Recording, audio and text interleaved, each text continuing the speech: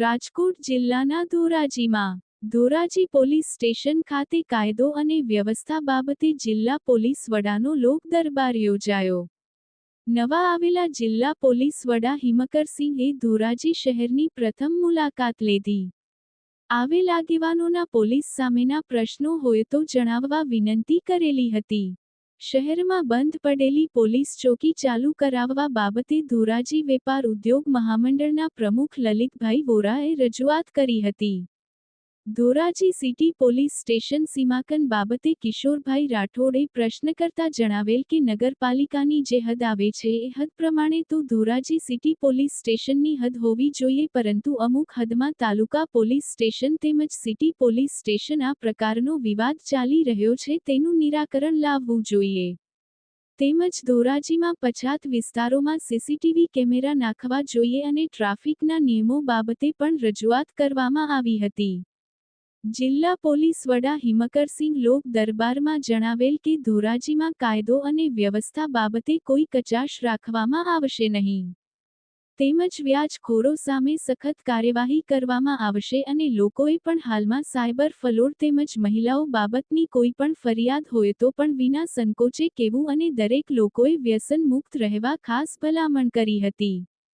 હાલમાં ધોરણ 10 અને 12ની પરીક્ષા આવી રહી છે, ત્યારે પોલીસ સઘન પોલીસ બંદોબસ્ત સાથે કોઈ પરેશાન ન કરે તે બાબતે પણ ખાસ ખોજ રાખવામાં આવી છે. તેમજ હાઈવે ઉપર 80% મોટરસાયકલ ચાલકોના અકસ્માતમાં ભોગ બને છે, તે બાબતે સૌથી વધારે હેલ્મેટ બાબતનો પ્રશ્ન આવે છે, તો લોકોએ હેલ્મેટ પહેરીને જવું જોઈએ જેથી તેમનું અકસ્માતમાં મૃત્યુ ન થાય. વિગેરે પ્રશ્નો બાબતે પોલીસ લોક દરબારમાં વિશેષ માહિતી આપી હતી. બાઇટ હિમકરસિંહ, જિલ્લા પોલીસ વડા, રાજકોટ. રિપોર્ટર મતીન બાપુ સૈયદ, ધોરાજી. લેવામાં આવી. કાયદો અને વ્યવસ્થાની પરિસ્થિતિ ધોરાજી સિટી અને ધોરાજી તાલુકામાં બહુ સારી છે.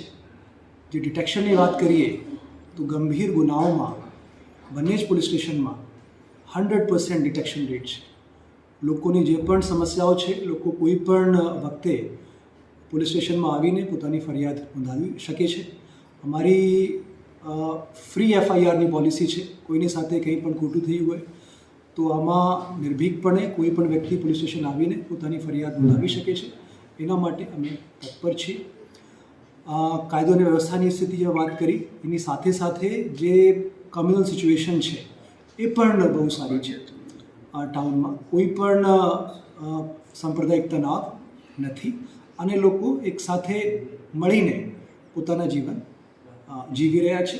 અને નાની મોટી કોઈ પણ સમસ્યા હોય છે તો આમાં પોલીસ ત્વરિત એક્શન લઈને આગળની કાર્યવાહી કરે છે.